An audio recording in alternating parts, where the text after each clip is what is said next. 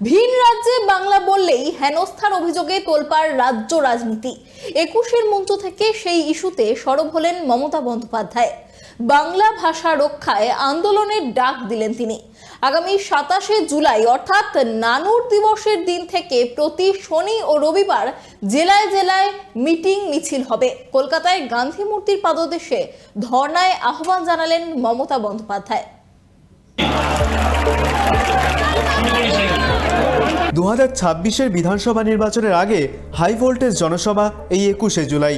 একধারে সেই লড়াইয়ের কৌশল নির্ধারণ, অন্যদিকে সংগঠনকে আরও শক্তিশালী করে তোলার লক্ষ্যে আজকের মঞ্চকে যথাযথ ব্যবহার করবেন মমতা বন্দ্যোপাধ্যায়, তা প্রত্যাশিতই ছিল। তিনি বক্তব্য রাখতে উঠে সেটাই করলেন। ভিন রাজ্যে বাঙালি পরিযায়ী শ্রমিক হেনস্থার মতো সাম্প্রতিক জ্বলন্ত সমস্যা তুলে ধরে আনলেন এই ২১শে জুলাইয়ের মেগা সমাবেশে। বরাবরের মতোই তীব্র নিন্দায় সুর চড়ালেন বিজেপি শাসিত রাজ্যগুলির বিরুদ্ধে। এনআরসি নোটিশ পাওয়া উত্তম কুমার বোঝবাসীকে মঞ্চে দাঁড় করিয়ে দিলেন কড়া বার্তা। রাজবংশী ভাই উত্তম, এসো তো আমার কাছে। উত্তম এসো। কুচবিহার থেকে থাকে, কুচবিহারে 50 বছর ধরে। আসাম থেকে, আসাম গভর্নমেন্ট কত বড় উদ্ধত্ত, তাকে এনআরসির নোটিশ পাঠিয়েছে। বলুন, একটা রাজবংশী ভাই তার কি কি অধিকার আছে? কি অধিকার আছে বিজেপি গভর্নমেন্ট? জবাব দাও, জবাব চাই, জবাব দাও।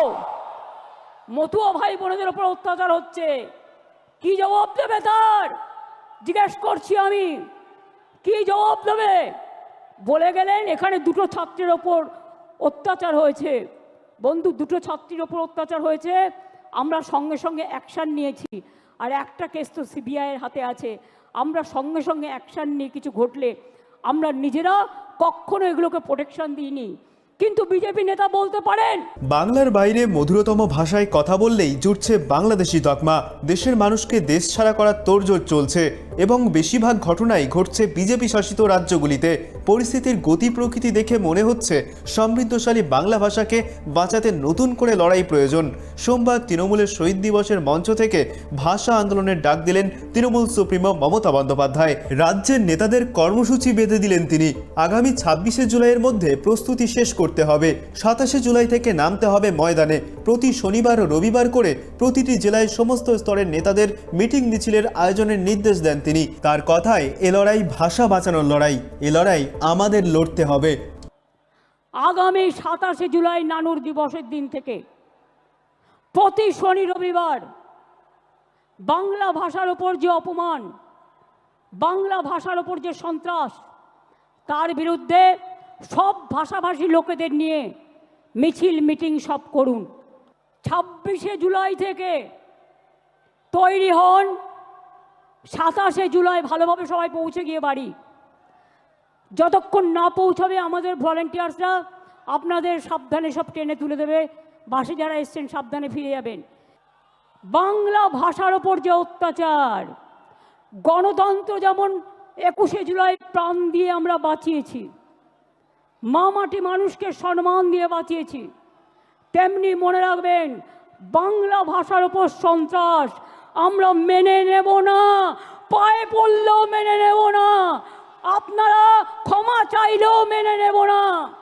এ আন্দোলন, এ অত্যাচার, এ অপপ্রচার যত বেশি কুৎসা করবেন, তৃণমূলের ভিত আরও শক্তিশালী হবেন। মমতার সুরে সুর মিলিয়ে ভিন রাজ্যে বাঙালিদের আটকে রাখা নিয়ে বিজেপিকে আক্রমণ করেন অভিষেক বন্দ্যোপাধ্যায়ও।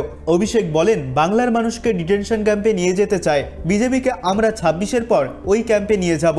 ভাষণের শেষে দিল্লি কাঁপানোর ডাক দিলেন অভিষেক বন্দ্যোপাধ্যায়। সভাস্থলে উপস্থিত শ্রোতাদের উদ্দেশ্যে তিনি চিৎকার করে জয় বাংলা বলার আহ্বান জানান। এমন আওয়াজ তোলার বার্তা দেন যাতে দিল্লিতেও কম্পন অনুভূত হয়। জয় বাংলা, জয় বাংলা গলায় যত জোর আছে, দিল্লিতে যেন কম্পন অনুভব হয়। আসাম ফরেন ট্রাইব্যুনাল, যার বাংলার মাটিতে কোনো এখতিয়ার নেই, সেই আসাম ফরেন ট্রাইব্যুনালকে দিয়ে চিঠি পাঠিয়ে রাজবংশী ভাইদের বলছে তোমরা বাংলাদেশি। আমরা বাংলায় কথা বলি, আমাদের অপরাধ 100 বার বাংলায় কথা বলবো। বিজেপির নেতা আসামের মুখ্যমন্ত্রী বলছে বাংলাদেশি। আজকে বলুন, প্রায় 15 দিন হয়েছে এই বিজেপির নেতারা দিল্লির দায়িত্বে, দেশের দায়িত্বে, যারা দলের দায়িত্বে রয়েছে, প্রধানমন্ত্রী থেকে শুরু করে স্বরাষ্ট্রমন্ত্রী, বিজেপির সর্বভারতীয় সভাপতি কি ব্যবস্থায় হিমন্ত বিশ্ব শর্মার এগেনস্টে নিয়েছে। একজন নির্বাচিত মুখ্যমন্ত্রী তিনি পদে বসে বলছেন বাড়িতে বাংলায় কথা বললে বাংলাদেশি।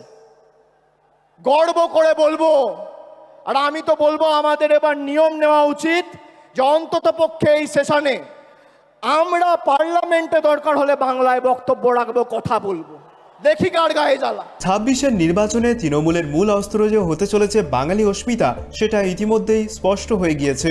এদিনের মঞ্চ থেকে মমতা বন্দ্যোপাধ্যায় একেবারে স্পষ্ট ভাষায় বলে দিয়েছেন 26-এর নির্বাচনে ফল বেরোনো পর্যন্ত ভাষা নিয়ে আন্দোলন চালিয়ে যেতে হবে। বাংলা ভাষার উপর কোনো রকম সন্ত্রাস বরদাস্ত করা যাবে না। Bureau report, tribe TV Bangla.